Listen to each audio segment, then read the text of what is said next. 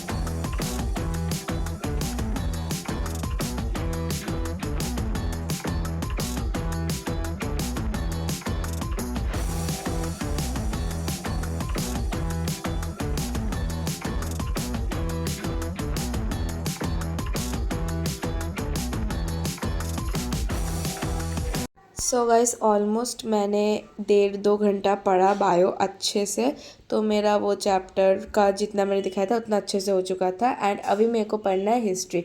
History में मेरे को 4 मार्क्स का क्वेश्चन और 8 मार्क्स का क्वेश्चन मेरे को अच्छे से लर्न करना है। तो क्योंकि ये मेरा ट्यूशन का भी होमवर्क था तो मैं इधर सजेशन बुक का भी हेल्प ले रही थी एंड फिर मैं खुद से नोट्स बना बना के मैं याद कर रही थी। एंड ये वाला चैप्टर ये है चैप्टर नंबर 2, तो ये वाला चैप्टर मेरा पहले मैंने अच्छे से मैंने ये चैप्टर रीड कर रखा है, तो इसलिए अभी मैं डायरेक्ट क्वेश्चन आंसर सॉल्व करने वाली हूँ। तो मैं क्वेश्चन प्रैक्टिस कर रही थी एंड इधर मैं हिस्ट्री में भी लिख लिख कर ऐसे पढ़ रही थी, क्योंकि ऐसे बोलते हैं ना गाइस कि आप लिख लिख कर पढ़ते हो तो वो आपके दिमाग में ज़्यादा दिन तक याद रहता है, मतलब अच्छे से वो स्टोर हो जाता है। तो इसलिए और मेरे को आदत भी है लिख लिख के पढ़ने का, तो मैं इसलिए ज़्यादातर लिख लिख के ही पढ़ती हूँ। तो गाइस ये है चैप्टर नंबर 2 नहीं चैप्टर नंबर 4 हिस्ट्री का एंड इस चैप्टर से भी मेरे को प्रोजेक्ट है। तो अभी ना ये क्या है ना कि अभी ये हाफ ईयरली होने वाला है, तो जो जो चैप्टर से शुरू शुरू के जो जो चैप्टर रहते हैं उनमें से ही मैम लोग प्रोजेक्ट दे देते हैं, मतलब मैम और सर टीचर्स लोग प्रोजेक्ट दे देते हैं। तो इसलिए वो सब चैप्टर्स अगर आप अच्छे से पढ़ोगे तो आपको वो याद भी हो जाएगा एंड आपका प्रोजेक्ट का भी हो जाएगा। तो इधर मैं वही नोट्स बना रही हूँ एंड मैं पढ़ रही हूँ वो चैप्टर नंबर 4।